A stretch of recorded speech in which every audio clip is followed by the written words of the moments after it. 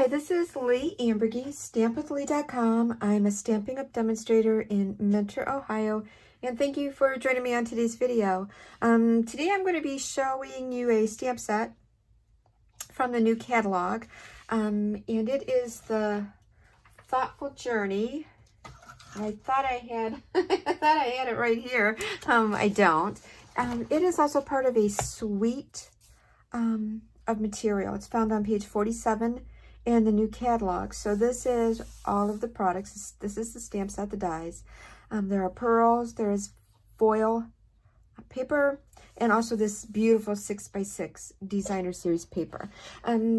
Today I am just using the stamp set alone for something very simple and very easy with one of our new in colors.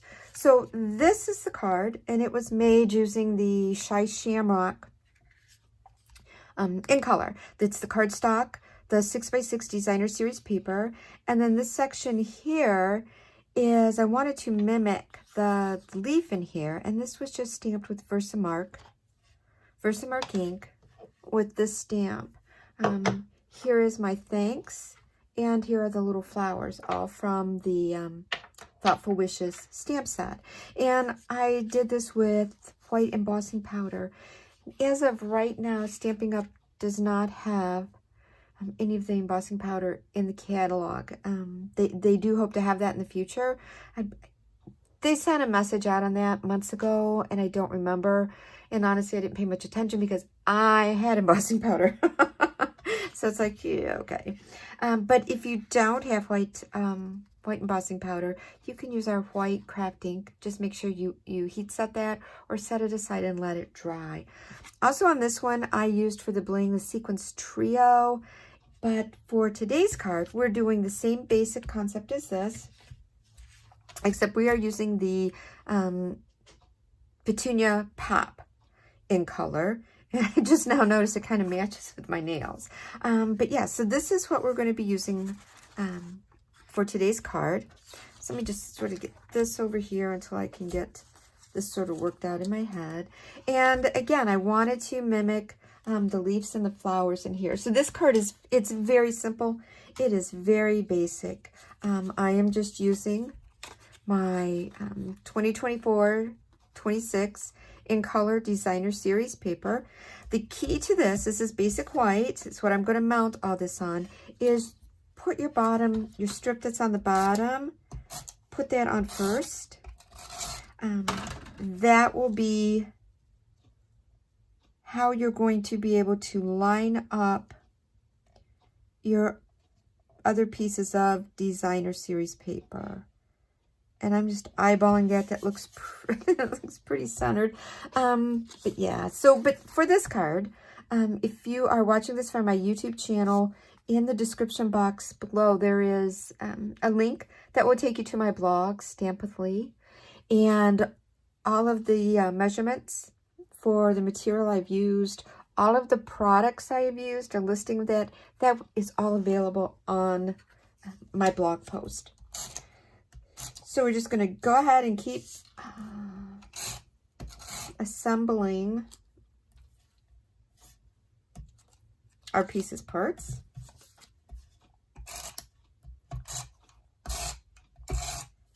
So this way I have got this lined up, so that can help me with where my border is, where my edge is.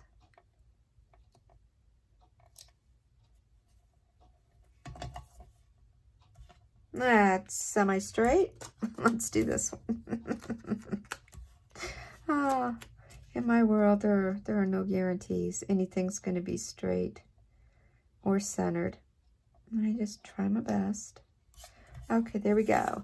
Now I have my thanks, and that, again, like I said, was heat embossed with white embossing powder, but you can always just use white pigment ink. There we go, that's centered.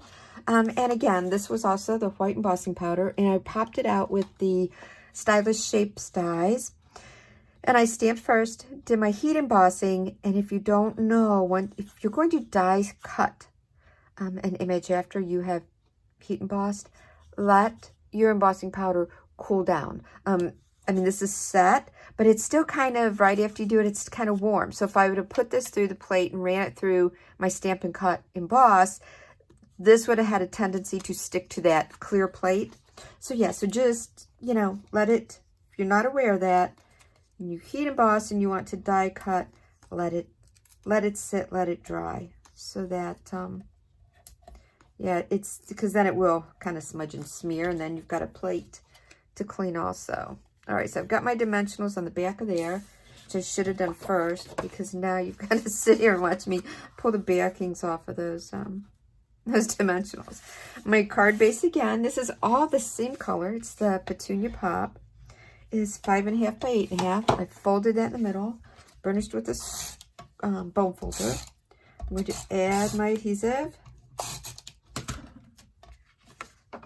Center this onto the front of my card base. Put my focal point.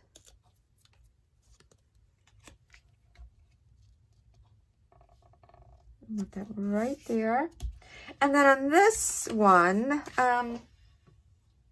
you know, this, let me reach and get them. I've got them over here. This, like I said, was the sequins trio that I used for this card. And in here was Berry Burst and Pretty Peacock. And I don't, you know, even though those are Berry Burst, that will work. I pulled out the 20, 24, 26 in color resin dots. And, you know, I still think I'm going to go with that. That was my, oh my gosh, I've got sequins all over the place here. Let's see if I can get these back where they belong. Thanks.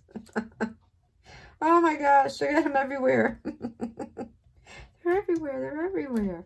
I love the adhesive back sequins that we carry, but sometimes they have a mind of their own and they end up everywhere. Everywhere you don't want them. Kind of like our dazzling diamonds when we had them, the glitter. Whoa, that stuff ended up in places I don't even want to mention. All right, so let's add some of these. And you know, I think I'm just going to put that one right there. That's it.